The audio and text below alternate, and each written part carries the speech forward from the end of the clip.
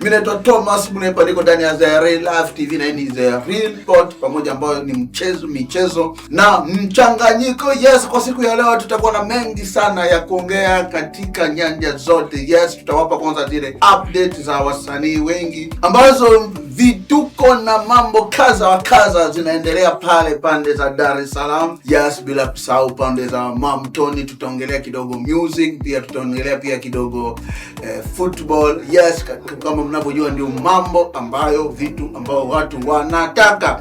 Yes, katika zile update za wasanii bwana, katika wiki hii yote since last week na weekend moja ilikuwa na bonge moja la sherehe katika familia ya Diamond Platinum baada ya kupata mtoto wake wa 4, na msanii Zuhura ambaye ni Zuchu baada ya kupata mtoto mmoja mkali sana na binti yake mmoja mkali sana. Bwana, mambo yalikuwa mengi, utahisi kwamba wamama wengine hawazaagi au hawajifungue, maana mtoto amekuja na baraka mpaka tu kutoka hospitali. Inasemekana kwamba Diamond na Zuchu wamekusanya zaidi ya milioni 400 na zile zawadi tu za kuja kumtunza mtoto pale hospitali. Bwana, mtoto ametembelewa na mabalozi, wa Marekani, alitembelewa kwanza na balozi wa Ufaransa, katembelewa na wasanii wengi tu kwenda kuwajulia hali pale hospitali bwana, na watu wengi wa maarufu, wasanii, wabunge, wanasiasa, bila kusahau Queen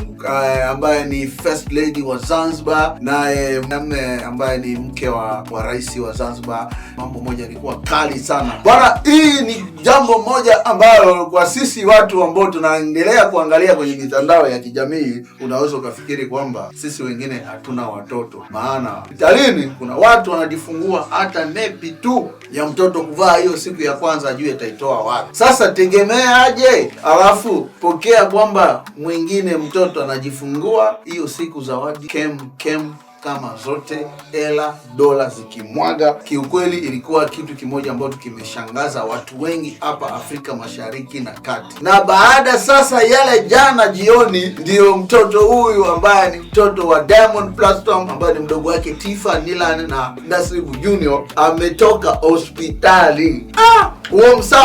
Huo msafara ulikuwa kali sana, yani msafara moja, bonge moja la msafara ni magari yote ya Diamond yote zikiandika Platinum, bila kusahau Rolls moja kali sana ya blue ilikuwa yuko pale, imembeba yeye mwenyewe Zuchu pamoja na mtoto wake na mume wake Diamond Platinum.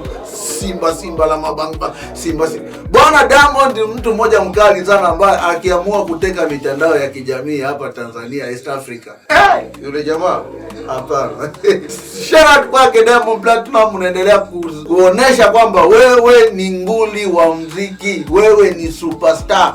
Unaonesha usuperstar, unaonesha namna gani maisha ya star yanatakiwa kama hela unayo, yaani kuonesha watu kwamba celebrity ni mtu ambaye unatakiwa kuwa na pesa na kipato na uwezo, na watu wote wakaendelea kukufuatilia. Just imagine, ndio siku ambayo ulifanya baby show. Kwenye baby show yenyewe tu jamaa alitoa kama milioni 100 na kitu hapo, ambao ni dola 60,000. Alafu sasa baada ya siku moja tu mtoto akazaliwa.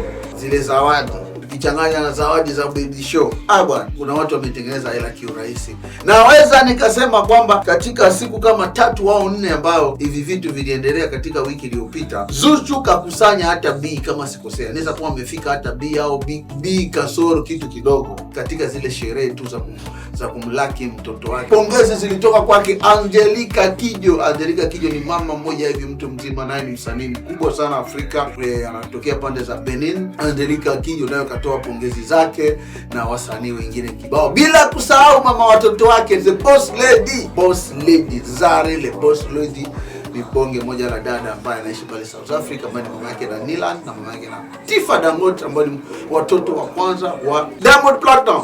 But yule mama hakuwa na kasoro, hana kinyongo, anaishi zake kizungu, hakuna vya Uswahili. Akampa pongezi kwa sababu ndio maisha inatakiwa. Anajua kabisa kwamba aliyezaliwa hapo ni mdogo wake na watoto wake ni mdogo, ni damu moja. Kwa hiyo kwa nini awachukie? Inabidi aanze kuonesha upendo, ili hata watoto wakijua kwamba pale kuna mezaliwa mtoto wetu.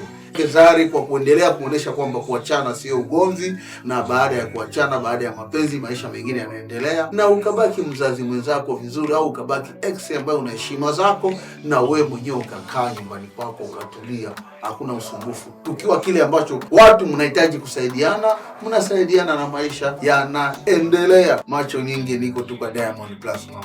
Yeye ndio boss kwenye mitandao, ni yeye. Kwenye top of the muziki ni yeye.